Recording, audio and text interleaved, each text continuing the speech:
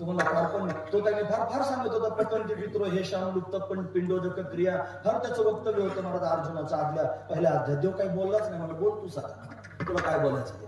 पंडितासारखा बोलत होता.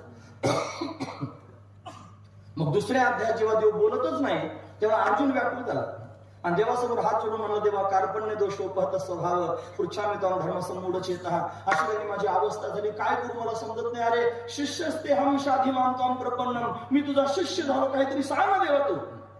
मग देव नाही राहिला, देव गुरु झाला आणि अर्जुन शिष्य झाला.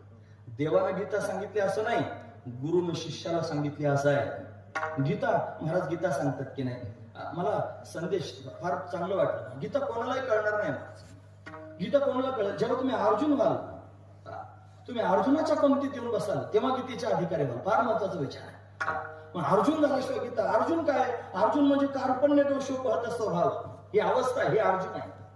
त्याला भगवंतानं तत्वज्ञान सांगितलं आणि तत्वज्ञान सांगितल्यानंतर त्याने पोच पावती दिली त्याच्या तोंडातून. अर्जुनाच्या तोंडातून पोच.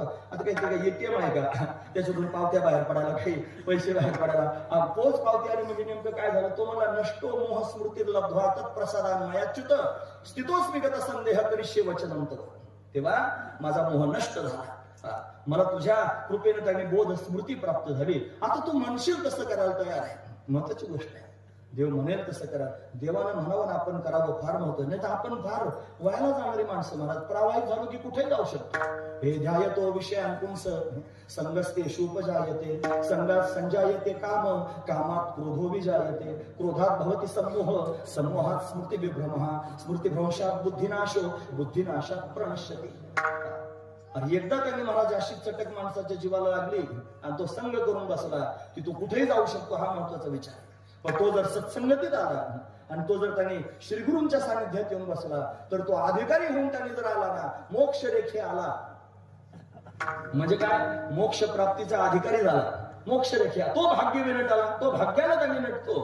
आणि साधूचा अंकीला, अंक म्हणजे मांडी, मग ती मांडीवरच घेतात त्याला. आणि मग हरिभक्त त्याने होतो, त्याला सगळंच होतं महाराज. त्याचं कापुराची ज्योती, काय कापुराची वाती उजळलेली ज्योती ठाईच समाप्ती झाली जायची, अशी अवस्थाच त्याची होऊन जाते. तो तदाकार होतो. हे फक्त त्या पोधानं, त्या कृपेने होत असतं. मग तो त्यांनी मला श्रीगुरूंच्या दृष्टिक्षेपात एकदा भरला की त्याच्या मस्तकावर हात ठेवतात आणि त्याला तत्वमस्यादी महावाक्याचा उपदेश करतात. त्यांच्या सामर्थ्य असतं. मायबाप तुम्ही ऐकतात ना सर्वजण, लक्षपूर्वक ऐका.